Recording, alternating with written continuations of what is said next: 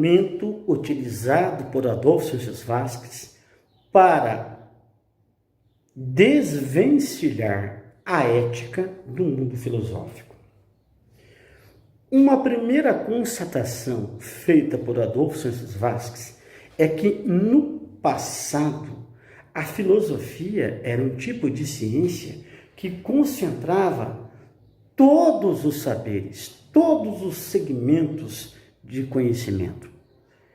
E, inclusive, quando nós visitamos museus ou quando alguém tem a oportunidade de conhecer a Europa e pisar em centros extraordinários de pesquisa e importantes universidades, é muito comum encontrarmos uma frase em latim: Philosophia mater scientia est.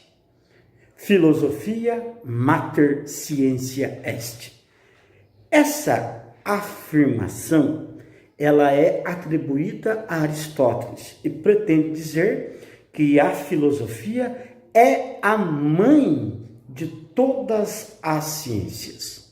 Se dizia isso porque ela era de fato um saber que se ocupava praticamente de tudo: matemática, física, química, biologia, medicina, antropologia, arqueologia, história, política, enfim, todas as informações, todos os saberes. E é importante Vasquez relembrar que muitos desses conhecimentos, ao obter autonomia científica, desprenderam-se do tronco filosófico. A física passou a se constituir como ciência autônoma, a matemática, entre todas tantas outras áreas. A última delas foi a psicologia.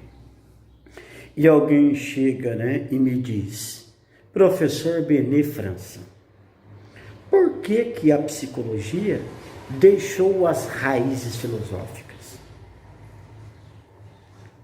Só para a gente poder ilustrar, eu vou pegar um único pensador: Sigmund Freud. Freud, austríaco, era médico, com avançado conhecimento na época sobre neurologia.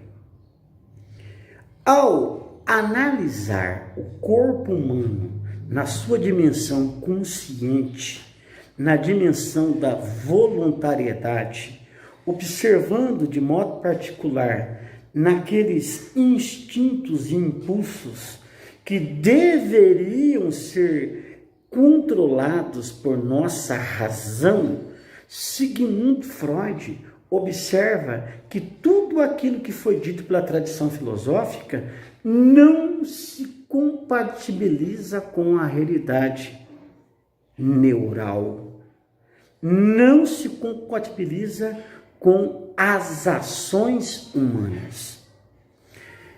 No mundo filosófico clássico, todas as ações humanas são avaliadas pela égide da razão e da vontade.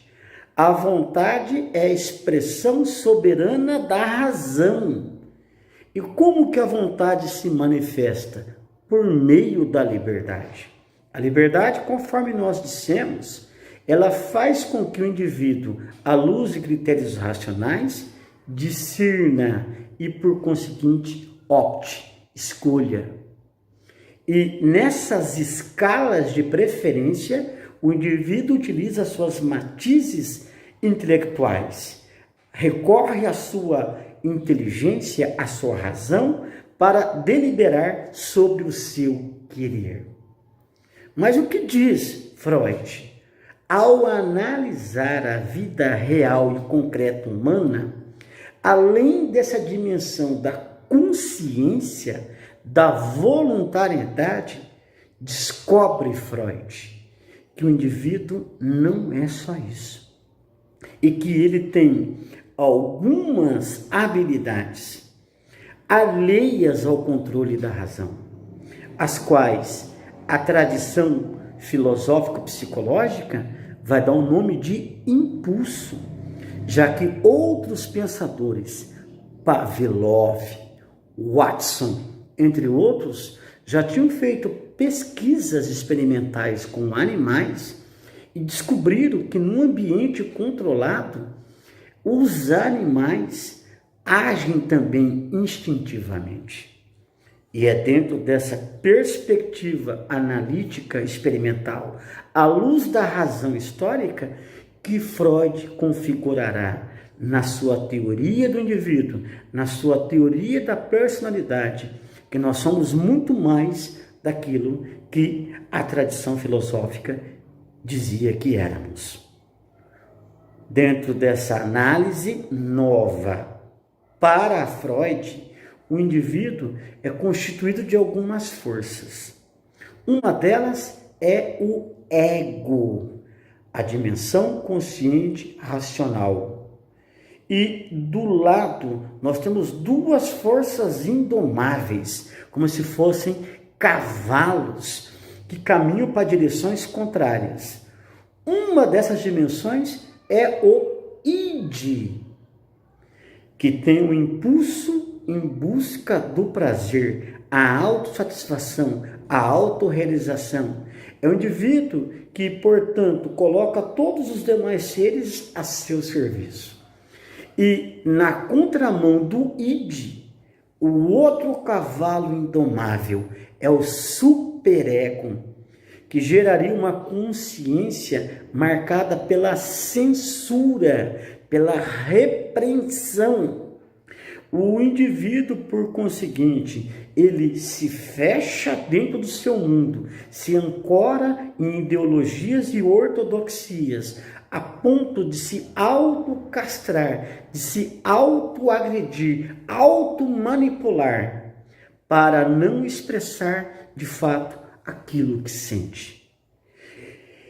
De um lado, um indivíduo que busca o libido por meio do id, e do outro lado, o indivíduo que repulsa todos os mecanismos marcados pela volúpia e que se fecha por meio de um aparato conservador, um aparato idiosincrático que o faz fechar dentro do seu mundo por meio da censura e da repreensão.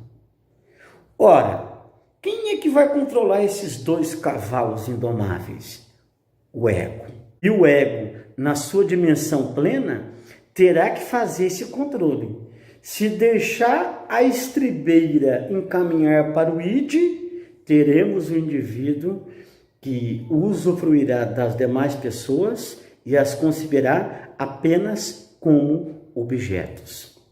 Se a estribeira for encaminhada para a direção do superego, teremos um indivíduo reprimido, conservador e, por conseguinte, gerador de diversas ações contra a sociabilidade e contra as ações entre as pessoas.